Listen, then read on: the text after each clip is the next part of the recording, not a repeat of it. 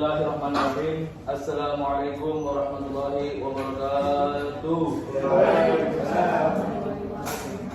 Innal hamdalillah nahmaduhu wa nasta'inuhu wa nastaghfiruhu wa na'udzu billahi min shururi anfusina wa min sayyi'ati a'malina may yahdihillahu wa may yudlil fala hadiya lahu. Asyhadu an la ilaha illallah wa asyhadu anna Muhammadan abduhu wa rasuluh la nabiyya wa rasulah. Puji syukur kepada Allah Subhanahu wa taala yang telah memberikan kita nikmat iman serta Islam, dengan senantiasa kita dapat berkumpul pada acara rapat kerja tahunan Sekolah Bina Bangsa. Di sini pembagian peran yang akan diperankan oleh yang pertama adalah Ramia Al-Isyirah sebagai wakil kurikulum, Dafa Ramadan sebagai kepala sekolah, dan Herni Yuliani sebagai wakil kesiswaan. Topik pembahasan kita rapat kerja tahunan Sekolah Bina Bangsa dan latar belakang. Rapat adalah suatu forum resmi yang diadakan untuk membahas sesuatu yang berhubung dengan pelaksanaan program kerja sebuah institusi atau organisasi. Karena formalnya, maka rapat menjadi satu-satunya forum untuk menyelesaikan masalah, membahas program kerja, evaluasi program kerja yang melibatkan banyak pihak, di mana semua pihak memiliki hak untuk menyampaikan saran, kritik, dan pendapat secara terbuka, fokus dan lugas. Untuk mengadakan suatu rapat diperlukan hal-hal yang menentukan waktu rapat, menentukan agenda rapat, dan mengundang anggota rapat. Baiklah, rapat kerja dilaksanakan pada tanggal 24 sampai 25 Oktober 2022 yang diikuti oleh seluruh jajaran, yaitu kepala sekolah, wakil kepala sekolah, dewan guru, karyawan, dan staf-staf sekolah yang dilaksanakan di Kerawang, tepatnya di Universitas Singapura Bangsa Kerawang. Saya sebagai sekolah ingin menyampaikan pada kesempatan yang berbahagia ini selaku kepala sekolah dalam acara rapat tahunan SMA Bina Bangsa yang mengusung tema mencetak generasi bangsa yang berkualitas.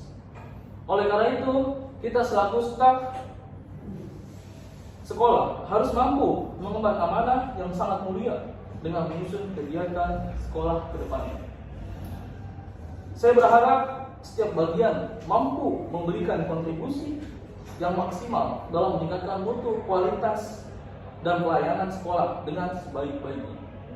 Dengan begitu, akan mudah untuk mencetak generasi yang berkualitas bagi nusa dan bangsa ini. Selain hal itu, kita mampu mengambil pelajaran dan mengambil pengalaman evaluasi di tahun sebelumnya agar mengurangi kesalahan-kesalahan yang terjadi di masa yang mendatang. Di perubahan-perubahan tersebut, Bapak berharap seluruh jajaran dapat saling memberikan ide serta kreativitas dalam membentuk suatu kegiatan dan program yang akan dilaksanakan di tahun ke depan. Selanjutnya saya persilahkan kepada Dewan Guru dan karyawan untuk memberikan pemaparan terkait program kerja yang akan ditetapkan selama 1 tahun ke depan. Baiklah, yang pertama yaitu akan disampaikan bagian kurikulum untuk Atalarani Al-Isyirah. Kamu persilakan. Baik, terima kasih kepada kepala sekolah. Saya di sini sebagai wakil kurikulum yang bertugas untuk menyampaikan mengenai hal pembagian tugas mengajar serta pelaksanaan pembelajaran. Langsung saja di sini saya akan membagikan pembagian wali kelas yang saya akan bacakan nama guru-gurunya yang tertulis sebagai wali kelas. Yang pertama ada Ibu Anggi Permatasari yang akan menjadi wali kelas PULIPA 1. Yang kedua Bapak Rahmat yang akan menjadi wali kelas PULIPA 2. Yang ketiga Bapak Sandi yang akan menjadi wali kelas PULIPA 3. Nah, untuk guru yang terpilih ini menjadi wali kelas, saya harapkan semoga memberi motivasi kepada siswa agar lebih semangat lagi dalam belajarnya.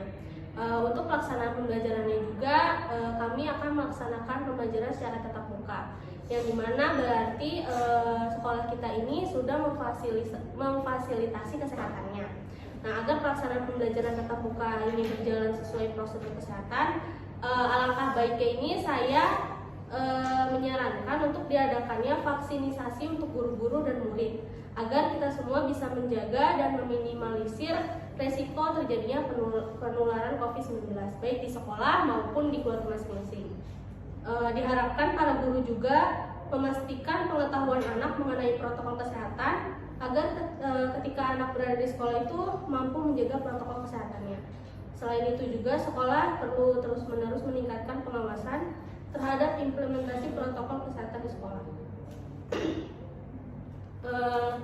Kemudian dari sisi pembelajarannya juga guru perlu melakukan diagnosis kepada siswa peserta didik, karena selama pandemi ini peserta didik level kemampuannya itu berbeda-beda ya.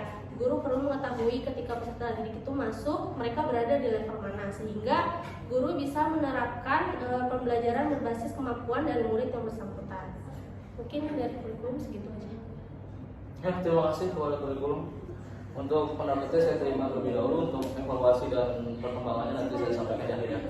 Selanjutnya mungkin bagian kuota kesiswaan yang tadi disampaikan oleh saudari Herli Yuliani. Jadi saya di sini selaku wakil kesiswaan yang berperan dalam membantu urusan-urusan kepala sekolah, seperti halnya pada tata tertib siswa-siswi SMA Bina Bangsa. Pada rapat kali ini saya akan memaparkan tata tertib yang berlaku untuk pembelajaran 1 tahun ke depan. Yang pertama itu, siswa harus datang ke sekolah tepat waktu. Yang kedua, wajib menjaga nama baik SMA Bina Bangsa. Yang ketiga, wajib memelihara atau melestarikan lingkungan sekolah, seperti kebersihannya, keamanannya, ketertiban, keindahan, keluarganya, kesehatan, dan kesenangannya. Hak siswa di SMK Bina Bangsa ini memiliki yang pertama, 1. Mengikuti kegiatan belajar mengajar. Yang kedua, mendapat perlakuan yang sama dalam proses pembelajaran. Yang ketiga, meminjam dan menggunakan sarana prasarana madrasah sesuai dengan ketentuan dan prosedur yang ada. Yang keempat, mengikuti ekstrakurikuler serta kegiatan-kegiatan lain yang ada di sekolah ini. Yang kelima, mendapatkan bimbingan dari para guru dalam mencapai prestasi optimal. Mungkin untuk tata tertib ini bisa dibaca di dokumen yang saya kirimkan melalui grup ini. Catatannya, tata tertib ini sewaktu-waktu dapat berubah. Sebelum tata tertib ini disetujui, mungkin alangkah baiknya Bapak Kepala Sekolah, apakah dari Bapak ini ada yang ingin dirubah dari tata tertib? Ya, mungkin nanti ya, silakan sampaikan dengan tuntas. Oke, jika sudah sah ditetapkan, maka tata tertib ini berlaku di tahun ajaran ini. Mohon untuk setiap guru yang sudah terpilih sebagai wali kelas agar bisa mensosialisasikan atau menginformasikan kepada setiap kelas-kelasnya perihal tata tertib ini. Saat mulainya ajaran baru, saya harap Bapak Ibu dapat mengindahkan semua peraturan yang berlaku di tahun ajaran ini. Ya, terima kasih kepada bagian siswa dan juga bagian kurikulum. Sebelumnya saya juga ingin sedikit mengevaluasi tentang perkembangan kita pembelajaran secara offline maupun online ya. Untuk bagian kurikulum hendaknya memberikan mutu kualitas pembelajaran kepada siswa-siswi dengan sebaik-baiknya. Artinya perlu diadakannya inspeksi bagian wali kelas, mengecek persiapan dan kesiapan materi. Ya, itu tolong dicatat. PR sebelumnya banyak guru yang menyepelekan materi, sehingga anak itu cuma sekedar ya, tulis aja halaman sekian dan kerjakan halaman sekian. Di mana fungsi peran guru? Nah, maksud saya seperti itu ya, bagian kurikulum. Selanjutnya untuk bagian kesiswaan tentang tata tertib yang ada di sekolah, mungkin banyak PR karena salah satu besar pendidikan adalah mendidik karakter, maka tata tertib ini harus sangat dipatuhi dan sangat diperhatikan dan selalu dikontrol serta diawasi pelaksanaannya. Untuk Herli Yuliani, saya berharap tidak ada banyak lagi pelanggaran-pelanggaran yang terjadi, terutama kasus tawuran atau bolos atau sekedar hanya keluar di jam kosong ya, bahasa anak-anak kalian mandol ya, itu jangan sampai terjadi gitu ya. Saya berharap guru memantau terus kegiatan serta mengawasi terus pembelajaran dari awal masuknya kelas, dari jam masuknya kelas sampai keluarnya waktu pulang ya. Di target yang saya buat tahun ini, peraturan yang gimana ya, bagi setiap siswa yang mengadakan yang mengikuti tawuran di luar itu akan secara paksa itu dikeluarkan. Contohnya boleh. Dalam kasus tawuran ini kan ada yang cuma ikut-ikutan, ada yang benar-benar jadi provokator, ada juga yang cuma sekedar pengen tampil beda aja. Artinya hukuman ini diberlakukan kepada orang-orang yang sebagai provokator atau sebagai penyelenggara dari tawuran tersebut. Maka perlu diadakannya tindakan tegas untuk memberi hukuman jeratan pada generasi selanjutnya. Gitu, terima kasih. Bagus, saya catat idenya. Saya izin menambahkan untuk kepala sekolah mungkin Ya, kalau ada waktu mungkin kepala sekolah bisa mengecek tiap-tiap kelas apakah pembelajaran di kelas ini berjalan secara lancar atau tidak. Apabila ada guru yang tidak masuk, maka mungkin bisa digantikan oleh guru piket atau dikasih seperti wejangan di setiap kelasnya dari kepala sekolah. Oh iya, baik. Untuk masalah hal ini saya akan turun langsung ke sekolah. Saya akan standby di depan gerbang untuk memantau kehadiran guru serta memeriksa juga kesiapan materi guru. Jadi guru itu sebelum besoknya dia memberikan materi, maka malamnya itu dia harus membuat suatu naskah pembelajaran pada esok hari yang akan dia ajarkan. Nah, paginya saya akan standby di gerbang untuk memantau kehadiran guru serta staf jajaran yang lain, serta juga sebelum masuk guru kepada kelasnya masing-masing, diharapkan untuk meminta tanda tangan saya dulu di depan gerbang atau di kantor tempat saya bekerja ya, di depan itu.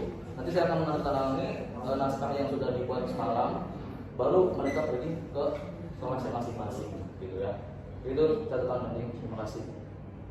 Untuk siswa mungkin ada lagi tentang peraturan merokok atau peraturan yang berhubungan dari jam-jam istirahat, gimana? Adakah tindakan atau ide dari bagian siswaan ini supaya bisa menertibkan hal-hal yang seperti itu?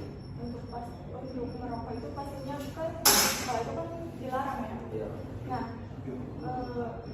kita juga nggak tahu kan mungkin apa siswa ini merokok atau enggak gitu. Ketika memang kelihatan siswa ini merokok di luar atau di dalam sekolah ini, kalau di luar kan itu jatuhnya udah bukan apa sih, bukan tanggung jawab kita. Jadi kalau misalkan emang terlihat mereka menggunakan seragam di luar itu bisa saja kita pakai bukti berupa foto. Kalau emang ketahuan itu nanti pasti langsung dikasih SP1, langsung dipanggil. Jadi untuk peraturan perokok itu tidak boleh sebenarnya dalam sekolah, kecuali emang sudah di luar jam sekolah, itu tidak apa-apa karena sudah di luar tanggung jawab kita. Karena mungkin dia sudah keluar, dengan catatan tidak pakai seragam. Ya. Berarti harus dilepas seragamnya, tapi bukan lepas celana juga. Celana mah ya nggak apa-apa, asalkan seragamnya. Mungkin celana itu kan sama ya, abu-abu semua ya kan, abu-abu, biru. Jadi mungkin tidak boleh nama dari sekolah. Untuk seragam tertentu, misalkan seragam batik atau seragam olahraga. Seragam yang memang identitas dari sekolah itu. Nah, identitas dari sekolah kita ya paling seragam batik, seragam olahraga, seragam baju muslim, itu identik dengan sekolah kita ya. Itu jangan sampai mencoreng nama SMA Bina Bangsa. SMA Bina Bangsa murid-muridnya sedang merokok di warung si Ibu Atin misalkan dengan menggunakan seragam. Nah, itu dapat mencoreng hal tersebut. Maka diperbolehkan merokok tapi tidak memakai seragam. Itu tolong ditegaskan. Selanjutnya mungkin bagi siswa lagi. Mungkin saya mau ngasih masukan buat kesiswaan ya. Oh, iya boleh. Kan kadang siswa itu pulang sekolah nggak langsung pulang ke rumah ya. Saya izin menyarankan untuk membuat grup antara wali kelas dengan wali murid untuk mengetahui siswanya nih udah sampai rumah atau belum, kayak buat list daftar pulang sekolah gitu loh. biar terpantau oleh gurunya. Oh, dan juga wali muridnya gitu. Iya. Mungkin kalau secara list itu kan hampir setiap hari mungkin terlalu rumit gitu. Pastinya kita sebelum diadakan tahun ajaran baru ini kan pasti siswa ini udah memiliki jadwal, dan emang wali murid itu pasti sudah mengetahui jadwal. Kita akan mensosialisasikan jadwal-jadwal tersebut kepada wali murid. Oh, jadi untuk masalah hal ini sebenarnya penting juga ya, karena ditakutkan kita ini mendidik orang yang sudah dewasa ya. SMA itu mereka sudah punya batasan atau sudah mengerti mana yang buruk, mana yang baik gitu kan. Ketika pulang sekolah, ada yang masuk main, ada yang jajan, ada yang mungkin ke rumah temannya dulu, sudah sekedar mengerjakan kelompok. Nah, di sini peran orang tua dan kita sebagai guru, sebagai lembaga pendidikan harus bisa menjaga, membatasi ruang lingkup dari murid ini. Artinya bukan membatasi dengan tidak boleh pulang sekolah, bukan. Tapi kita kabarkan di grup, tidak perlu pakai list. Kita kabarkan saja di grup bahwasannya sudah jam pulang, anak sudah jam pulang. Nah, untuk masalah anak ini mau jajan, mau ke rumah temennya, mau nginep atau mau hal yang lain, itu di luar dari kita. Anak itu harus mengabari kepada orang tuanya, karena mereka sudah memegang HP, sudah bisa memegang HP masing-masing. Karena kita perbolehkan peraturannya ketika di dalam kelas tidak boleh memainkan HP, tapi sudah di luar jam kelas, artinya sudah pulang, maka diperbolehkan memegang HP. Jadi untuk guru atau wali kelas yang lainnya, ketika sudah jam selesai pelajaran, silakan beri kabar di grup bahwasanya pembelajaran sudah selesai. Maka di luar dari situ bukan lagi tanggung jawab wali kelas dan guru. Entah dia mau dijemput sama siapa, itu urusan mereka sendiri, gitu ya. Di luar dari itu. Ada lagi? Ya, tapi kan kalau misalkan anak yang nggak ngabarin orang tua nih, orang tua otomatis nyarinya ke sekolah kan. Nah itu gimana? Gimana bagi siswa? Gimana ya? Kalau udah di luar sekolah itu kan udah bukan tanggung jawab kita lagi. Tapi orang tua itu tidak tahu, tidak ada kabar. Soalnya anaknya nggak ngasih kabar. Anaknya nggak ngasih kabar.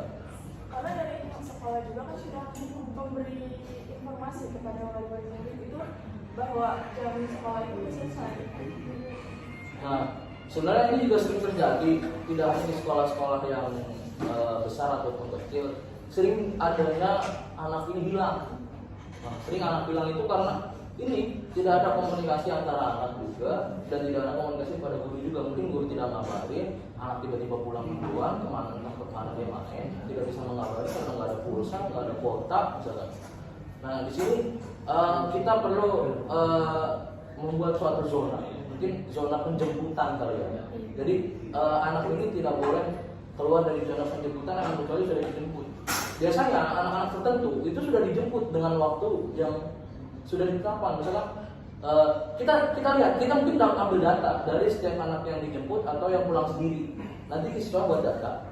Anak yang biasa dijemput, pergi pulang jemput, dan anak yang biasa bawa motor atau bawa sepeda sendiri. Nah, itu tolong didata. Karena takutnya nanti ada yang biasa dijemput tapi dia pengen ke rumah temannya, tapi nggak kabari. Nah, ini sering terjadi, ya. Jadi ketika dia sudah pulang, dia yang biasa dijemput itu, tapi dia nggak kabarin, kita bisa telepon orang tua. Pak, anak ini tadi kabarin dia pengen ke rumah temannya ini, tolong jemput di rumah teman ini. Nah, itu, ya. Jadi kita udah punya berita tentang anak ini, bahwasanya kabar anak itu sedang di rumah teman. Misalkan si Idul mau main ke Jailani misalkan. Jal, saya mau main ya ke rumah ente. Oh iya Jul, gitu. Nah, nanti si Jul ini ngabarin ke gurunya, misalkan gurunya Herni. Bu Herni, Ijul mau main dulu ya ke rumah Jailani. Oh yaudah, nanti tolong bilangin ke mama ya kalau mama jemput di rumah Jailani. Nah gitu. Nanti setelah itu mama datang atau udah datang ke sekolah duluan, iya kayak mana ini? Nah, Ibu Herni langsung kabari ke orang tuanya. Bu, Ibu Ijul lagi main di rumah Jailani. Itu kondisi buat anak yang dijemput ya? Iya. Kalau kan pasti ada aja yang pulang sendiri, tidak mau Untuk anak yang pulang sendiri itu sekiranya ya menurut saya adalah tanggung jawab dari orang tua, karena orang tua sudah memfasilitasi sepeda ataupun motor. Jadi sebisa mungkin si anak ini sudah diatur dengan peraturan dari orang tuanya. Misalkan saya punya anak saya pakai motor, ini saya fasilitasi motor untuk kamu sekolah dengan catatan jam sekian harus pulang. Nah, itu sosialisasi lagi kepada wali murid untuk orang yang diberikan fasilitas oleh orang tuanya motor atau sepeda. Kalau ditekankan, misalkan pulang jam 5, kita kan jam 5 ya, jam 5 sore paling terakhir itu kan ada 2 shift, 1 shift yang pagi sampai siang. Nah jam 5, tank, oke, kita perbolehkan waktu untuk dia bermain sampai jam 7 atau maghrib. Nah, itu pasti batasan. Jam 7 atau maghrib dia harus pulang di rumah. Begitu sosialisasi lagi kepada wali murid supaya buat peraturan seperti itu kepada anak, gitu ya. Baik, ada lagi? Cukup misalnya. Cukup. Oke, terima kasih untuk rapat kerja tahunan pada hari ini. Saya akhiri saja. Saya akan tutup dulu dengan kesimpulan. Perlu kita ketahui, diadakannya rapat kerja tahunan ini adalah untuk memudahkan kita melaksanakan kegiatan sekolah serta mampu merencanakan semua bentuk kegiatan sekolah agar tersusun rapi, tertata dengan rencana dan sesuai dengan tujuan yang akan diharapkan, serta kalender pendidikan akan berjalan sesuai dengan waktu yang tepat. Saya harap semua mampu memahami peran dan fungsi bagian masing-masing dan melaksanakannya dengan penuh tanggung jawab dan penuh keikhlasan yang sangat tinggi. Kita akhiri saja rapat kerja pada pagi hari ini dengan sama-sama mengucapkan alhamdulillahirobbilalamin. Saya dari Kepala Sekolah kami undur diri. Bila kita berkoordinasi, mohon maaf apabila ada kesalahan. Wassalamualaikum warahmatullahi wabarakatuh. Waalaikumsalam warahmatullahi wabarakatuh.